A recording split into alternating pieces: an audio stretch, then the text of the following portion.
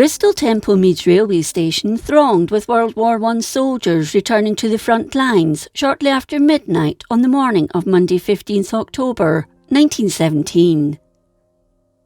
Many had been home on 10 days' leave and were ready to return to the Western Front to face the Axis powers once more.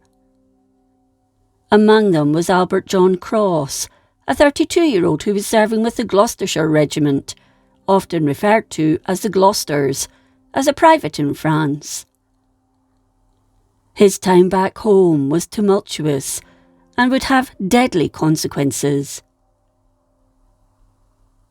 Cross was married to 27-year-old Elizabeth, known as Bessie or Bess, who lived at Henry Row, Baptist Mills. Although she was 6 months pregnant, Cross wasn't the father.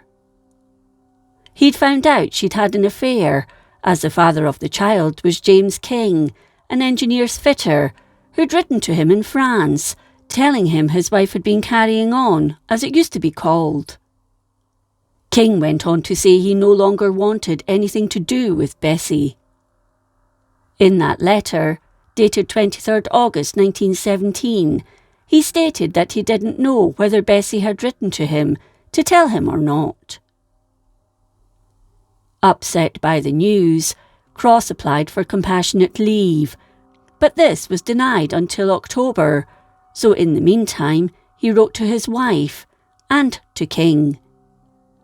In his reply to King, he asked him why he didn't stand by Bessie, the woman you have ruined.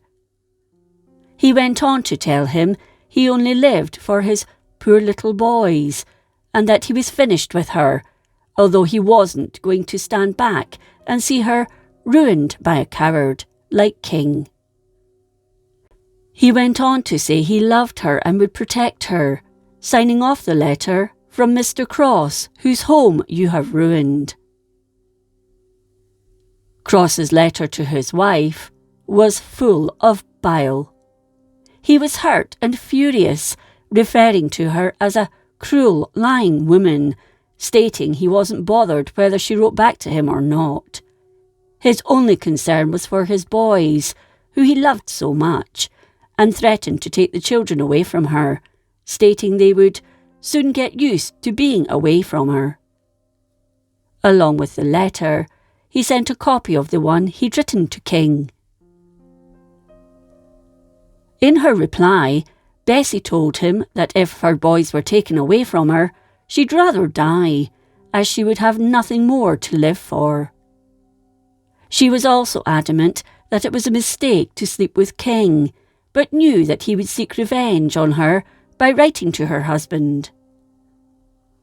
Cross wrote back, telling her he loved her more than she could possibly know, that he was utterly broken-hearted, and all the more so that she'd confessed to it being true. He had hoped it wasn't. On Saturday, 6th October, Cross returned to face Bessie. He also organised a visit from the NSPCC inspector, Walter Hart, as he was concerned about the welfare of his 2 young sons. He also invited King, a father of 9, and his wife to a meeting, with King later saying they had parted on good terms. Throughout his leave, Cross and Bessie resolved many of their differences, and she accompanied him to the station to wave him off with the rest of his troop from platform 5. Suddenly, a shot rang out, and Bessie fell to the ground, crying out, "I'm hurt, I'm hurt." As soon as people realised what had happened, they rushed forward to help the young woman. She was helped to a seat by Women's Police Patrol Officer Ada Webb. She later stated she'd heard Bessie crying, "Don't do it, don't do it," lifting her hands above her head. She also saw Cross firing the rifle and went on to say Bessie said, "Oh, my dear little baby, my poor little baby." Lance Corporal Frederick Whitelock, a military police officer, who also saw Cross with his rifle, duly arrested him. His gun was taken from him, and he was escorted to the porter's office to await the civilian police to arrive. Here he blurted out, "I have shot my wife. She is in a certain condition by another man." An ambulance was called for Bessie, and she was taken to Bristol General Hospital. At this stage, she was still fully conscious, but had lost a lot of blood. Doctors tried to find the source of the bleeding, but just half an hour later, Bessie succumbed to her injuries and died. A post-mortem examination revealed how extensive those injuries were. She had 3 broken ribs, a shattered kidney, and massive internal bleeding. Her cause of death was the blood loss and shock.